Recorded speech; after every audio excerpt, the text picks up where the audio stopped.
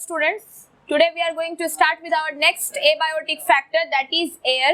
Last class में हमने finish किया था हमारा last topic, that was light, और आपको लाइट के अकॉर्डिंग सारे अडेप्टेशन समझा दिए गए थे. मैंने आपको स्टार्टिंग में ही बताया था कि हमारे 5 एबायोटिक फैक्टर हैं, लेकिन एनसीईआरटी में जब आप देखेंगे तो there is an another factor that is soil. Air वहां पे नहीं है, लेकिन थोड़ी बहुत बातें एयर के बारे में भी हम कर लेते हैं. ठीक है, तो चलिए आज से शुरू करते हैं अपना अगला part of abiotic factor, that is air. We are going to proceed with the fourth abiotic factor, that is air. ठीक है, तो स्टूडेंट्स जैसा कि मैं आपको बता दूं कि एयर के बारे में जो इन्फॉर्मेशन है वो ये है कि एयर क्यों, एयर एक ऐसा एबायोटिक फैक्टर है जो हमारे लिविंग के लिए बहुत जरूरी है ना. जैसे बहुत सारे ऑर्गेनिजम्स जो है वो एयर में प्रेजेंट रहने वाली गैसों पर डिपेंड है ताकि वो अपना रेस्पिरेशन पूरा कर सके. For example we take O2, तो that is a mixture of air, gases in air. तो उस हिसाब से एयर जो है वो सबसे पहले जरूरी फैक्टर है, जो सबसे इंपॉर्टेंट प्रोसेस रेस्पिरेशन के लिए जरूरी है. ये हमारी फर्स्ट लाइन होगी कि एयर हमारे रेस्पिरेशन के लिए इंपॉर्टेंट है. दूसरा अगर मैं आपको बता दूं तो चूंकि जैसे आपके चैप्टर 2 में सभी बच्चों को मैंने खुद पढ़ा दिया था pollination, that is anemophily, air pollination, यानी कि फ्लावर्स के लिए ये जिम्मेदार है कि फ्लावर्स में ये पॉलिनेशन के लिए एक मेजर इंपॉर्टेंट रोल प्ले करती हैं. तीसरा अगर मैं बताऊं तो ट्रांसपिरेशन में भी एयर का एक रेट होता है, there is a rate in case of transpiration also. और साथ साथ अगर हम ये देखें तो एक सरफेस से दूसरे सरफेस तक किसी भी तरह के कम्युनिकेशन स्किल को भी एयर के थ्रू ट्रांसमिट किया जा सकता है. एक जगह से दूसरे जगह वो जा सकते हैं. बहुत सारे नेटवर्किंग, बहुत सारे मीडियाज जो है वो एयर वाइब्रेशन के बेसिस पे भी काम करते हैं. लेकिन साथ साथ अगर एक निगेटिव इम्पैक्ट की बात की जाए तो एयर का एक निगेटिव इम्पैक्ट भी हमारे सामने आता है कि एयर की वजह से सॉइल इरोजन देखा जाता है. What is soil erosion students? तो अगर सॉइल एक जगह से दूसरी जगह एयर के स्पीड की वजह से उसको कहीं दूसरी तरफ ट्रांसफर कर दिया जा रहा है तो that is known as soil erosion, जिसको हिंदी में कहते हैं भूमि का कटाव होना, यानी कि मिट्टी का कट कर एक जगह से दूसरी जगह चले जाना. तो that is also a negative impact of soil on the plants. तो देखा जाए तो एयर हमारे लिए इन सब तरीके से जरूरी है. तो ये था हमारा एयर से रिलेटेड टॉपिक जो एनसीईआरटी में स्किप्ड है, लेकिन आपको इन्फॉर्मेशन होनी चाहिए. अब आते हैं हम अपने मेन टॉपिक पर, that is soil. We are going to start with the next and last abiotic factor, that is soil. Okay students, now we are going to proceed with the next abiotic factor, that is of course soil. अब हम जब soil की बात करते हैं तो सबसे पहले मैं आपको एक टर्म बता दूं जो soil से रिलेटेड है. It is known as pedology. Pedology क्या होती है भाई? तो पेडोलॉजी जो होता है ये बायोलॉजी का वो ब्रांच है. Note my point that it is a branch of bioscience which deals with the study of soil. मतलब different types के जो soil होते हैं उनकी जो study हम जिस डिपार्टमेंट में करते हैं that department is known as pedology. ठीक है, दूसरा important line जो आ रहा है आपके सामने, it is withering. Withering किसको कहते हैं? What is withering? तो मैं आपको बता दूं कि जब soil की formation होती है, formation of soil, withering is nothing, it is formation of soil by the breakdown of rocks.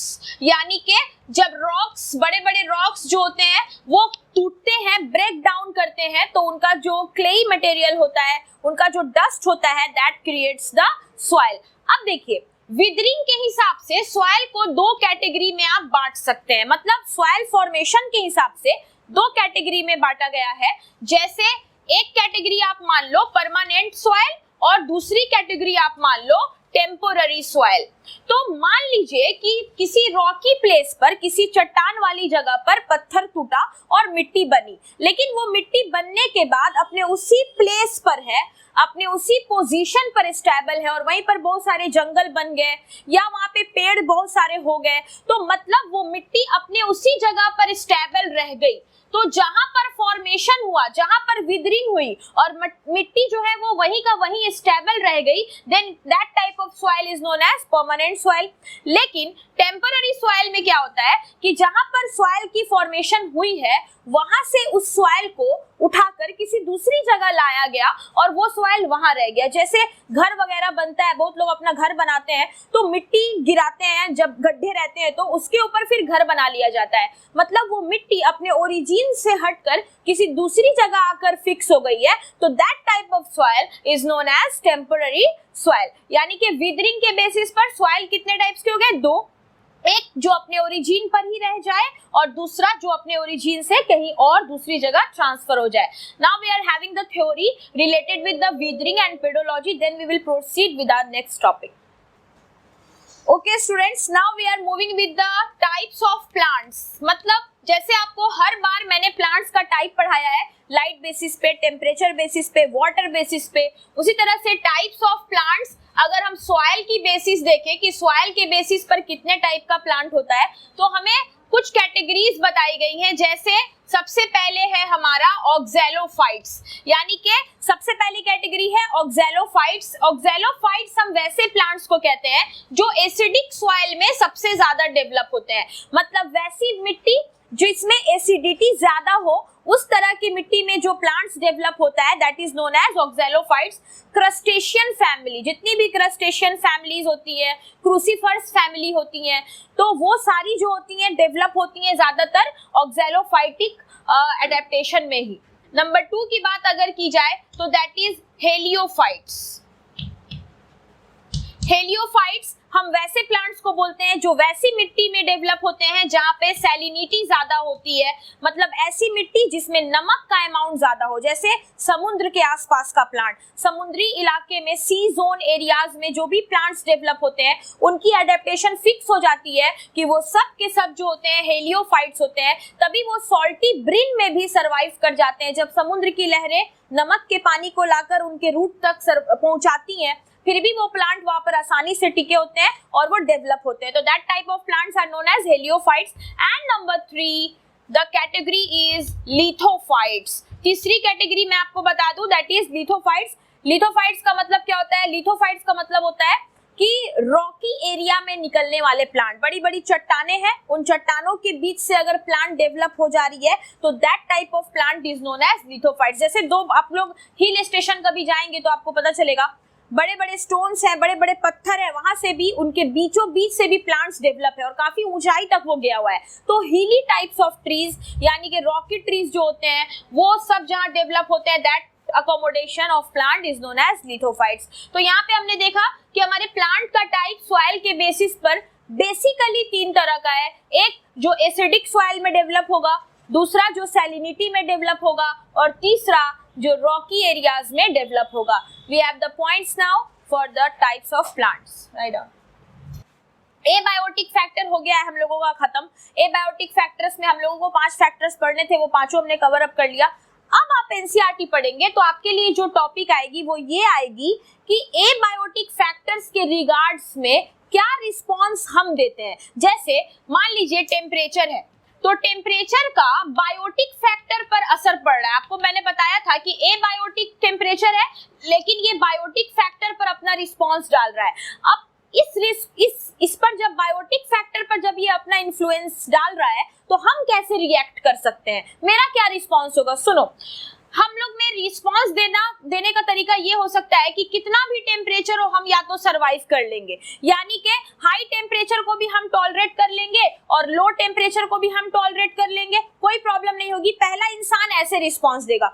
दूसरा कोई ऑर्गेनिज्म है, वो हाई टेम्परेचर में छुप जाएगा क्योंकि उसको हाई टेम्परेचर टॉलरेट करने की पावर नहीं है, और या तो फिर कम टेम्परेचर पे भी छुप जाएगा। जैसे मैंने आपको पढ़ाया था, हाइबरनेशन और एस्टिवेशन कर लेगा। भाई हम टेम्परेचर बाहर के हिसाब से अपना चेंज नहीं कर सकते, मुझे उसी टेम्परेचर के अकॉर्डिंग अपना एडेप्टेशन डेवलप करना होगा। तीसरे कैसे होते हैं? तीसरे होते हैं माइग्रेटर्स, जो एक खास वक्त पर टेम्परेचर के या किसी भी तरह के अडेप्टेशन से जो उनके लिए सुटेबल नहीं है, उससे बचने के लिए एक जगह से दूसरी जगह चले जाते हैं। तो उनको हम क्या कहते हैं? माइग्रेटर्स कहते हैं। माइग्रेटर्स जैसे बहुत सारे ऐसे बर्ड्स हैं जो बहुत हाई क्लाइमेट पे, हाई टेम्परेचर पे अपना घर छोड़कर किसी दूसरे कोल्ड प्लेस पे चले जाते हैं कुछ मंथ के लिए, ताकि वो वहाँ पे सरवाइव कर ले। फिर वो जब नॉर्मल हो जाती है कंडीशन तो वापस चले आते हैं। तो उनको हम क्या कहते हैं? माइग्रेटर्स कहते हैं। ये ठीक वैसा है जैसे गर्मी के दिनों में, जून में, मई में आपने 2 मंथ शिमला प्लान कर लिया हो, है ना। 2 मंथ के लिए आप कहाँ चले गए, शिमला चले गए घूमने, भाई वहां पे कोल्ड प्लेस है, हम 2 महीना मोतिहारी की गर्मी नहीं झेल सकते, it is too high temperature, we can not survive, let's move to Shimla, है ना। तो आप वहां पे अपना वैकेशन एंजॉय करने गए, ठीक है, आप भी ऐसा कर सकते हैं। 2 मंथ तो आपको नहीं मिलेगा, लेकिन 2 दिन मिल सकता है, ठीक है, मोस्ट प्रोबेबली। तो ये सारी चीजें जो है वो उस तरह से हमारा जो रिस्पॉन्स होता है, यही है हमारी अगली टॉपिक। तो देखिए अपनी अगली टॉपिक लगाते हैं, लगाइए हेडिंग रिस्पॉन्स टू, लिखो हेडिंग लिखो, response to abiotic factor, response to abiotic factor. Abiotic factor पे हमारा कैसा रिस्पॉन्स होता है, दिस इज आवर टॉपिक। देखिए इसमें सबसे पहले एक टर्म पढ़ा के गया NCERT, that is homeostasis. Homeostasis क्या है, ये सिर्फ और सिर्फ इंसान की एक स्पेशल फीचर है। सुनिए मेरी बात, होमियोसैपियंस है ना, आपने पढ़ा है human beings are known as होमियोसैपियंस।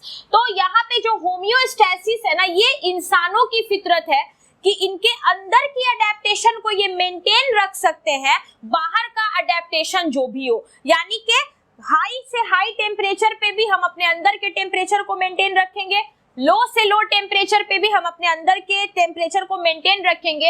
ये पर्सनालिटी जो मेरी है ये होमियोस्टैसिस है। तो चलो ये तो ह्यूमन बींग्स का हो गया, लेकिन दूसरा और कौन कौन सा रिस्पॉन्स हम दे सकते हैं, वही है आपका सिलेबस। तो होमियोस्टैसिस का मतलब क्या होगा, पहले उसको लिखते हैं फिर आगे बढ़ेंगे। लगाइए हेडिंग, लिखिए homeostasis, it is the special feature of, it is the special feature of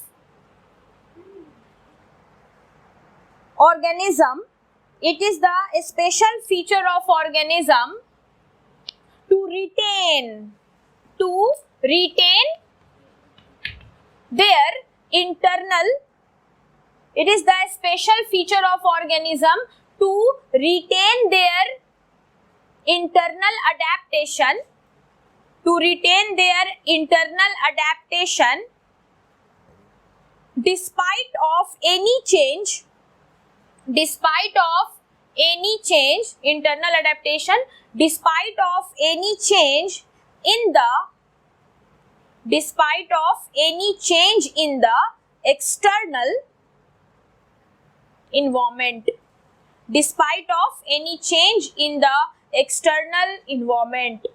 बाहर कोई भी तरह का एक्सटर्नल इन्वायरमेंट कोई भी हो, अगर हम इंटरनली अपने टेम्परेचर को, अपने हर तरह के ऑस्मो रेगुलेशन को, हर एक सिस्टम को मेंटेन किए हुए हैं, तो इसी फीचर को हम कहते हैं होमियोस्टैसिस। लेकिन एनसीईआरटी के अकॉर्डिंग पढ़ाया गया है कि रिस्पॉन्स टू एबायोटिक फैक्टर और भी कुछ तरह का होता है। जैसे एक को कहा गया regulator, regulator are nothing but these are the organism having a feature of homeostasis। हमें रेगुलेटर भी हम कह सकते हैं, क्यों, हम हमारे हिसाब से अपनी बॉडी को रेगुलेट कर लेते हैं। मतलब कि ऐसे ऑर्गेनिज्म जिनको बाहर में होने वाले चेंज से उन पर कोई इफेक्ट ना पड़े, they are okay with all type of changes, these are known as regulator. लेकिन दूसरी कैटेगरी थोड़ी सी harmful, these are known as conformers. Conformers जो होते हैं ना, ये अपने इंटरनल अडेप्टेशन को बाहर के अकॉर्डिंग इनका भी चेंज हो सकता है, यानी कि अगर ये कोल्ड ब्लडेड है, बाहर में ठंड है, तो इन पर अफेक्ट पड़ेगा। अगर ये वार्म ब्लडेड है, बाहर में बहुत ज्यादा गर्मी है एनवायरनमेंट में, तो इन पर अफेक्ट पड़ेगा। Means they can not tolerate any change in their adaptation, external adaptation are known as conformers. और तीसरी कैटेगरी मैं आपको बता दूं, तीसरी कैटेगरी होती है माइग्रेटर्स। देखिए माइग्रेटर्स की एग्जांपल मैंने आपको बताई कि यहाँ पे कुछ टाइम के लिए, शॉर्ट पीरियड के लिए किसी एक जगह से दूसरी जगह जाना, ताकि वो उतने दिन तक उस दूसरे अडेप्टेशन से बच जाए और उनकी बॉडी सरवाइव कर ले, इसी को हम माइग्रेटर कहते हैं। एनसीईआरटी का एक बहुत इंपॉर्टेंट एग्जांपल जो बोर्ड एग्जाम्स और आपके नीट एग्जाम्स दोनों से इंपॉर्टेंट रिलेटेड है, that is they were telling about the Keoladeo national park. उन्होंने बताया कि एक नेशनल पार्क है जिसका नाम क्या है, क्यूलेडो नेशनल पार्क, और ये नेशनल पार्क भरतपुर राजस्थान में है। हर साल विंटर के समय यहाँ पर साइबेरिया और दूसरे कोल्ड रीजन से कई सारी बर्ड्स आ जाती हैं माइग्रेट करके, और वो यहाँ स्टेबल रहती हैं, यहाँ आके कुछ दिन तक रहती हैं। कैसे, अब उनको लाने के लिए ना तो कोई एयरप्लेन सिस्टम है, ना ही कोई गाइड कर रहा है, वो बर्ड खुद अपनी जगह को छोड़कर काफी लंबी डिस्टेंस तय करके पहुंचती है राजस्थान। कहां से पहुंचती है? एक नाम दिया गया, that is Siberia. It is a cold zone, ये एकदम कोल्ड कंट्री है।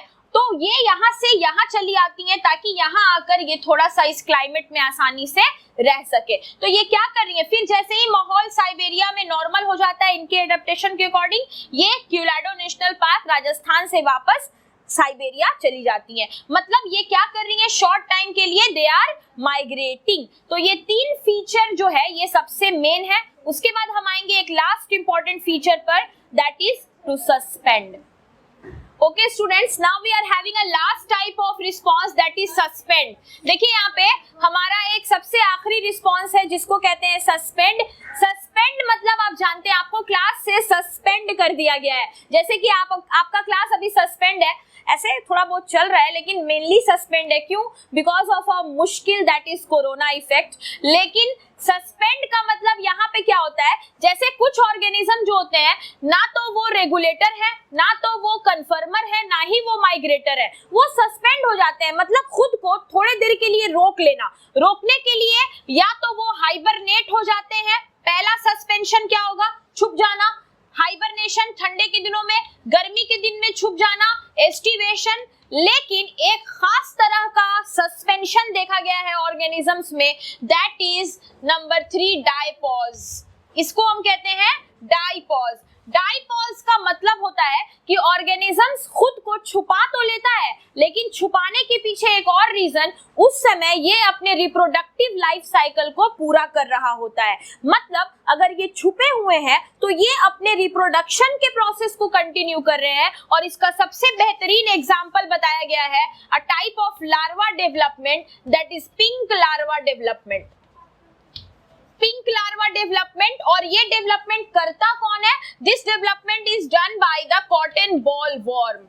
कॉटन प्लांट में एक वॉर्म पाया जाता है जिसका नाम है कॉटन बॉल वॉर्म। बहुत ज्यादा टेम्परेचर बढ़ने पर ये छुप तो जाता है लेकिन छुप कर अपने लार्वा की डेवलपमेंट कर रहा होता है। This type of suspension in which organisms hide with the respect of their reproductive event is known as diapause. तो ये था हमारा आज का क्लास जिसमें हमने रिस्पॉन्स ऑफ एबायोटिक फैक्टर्स देखा।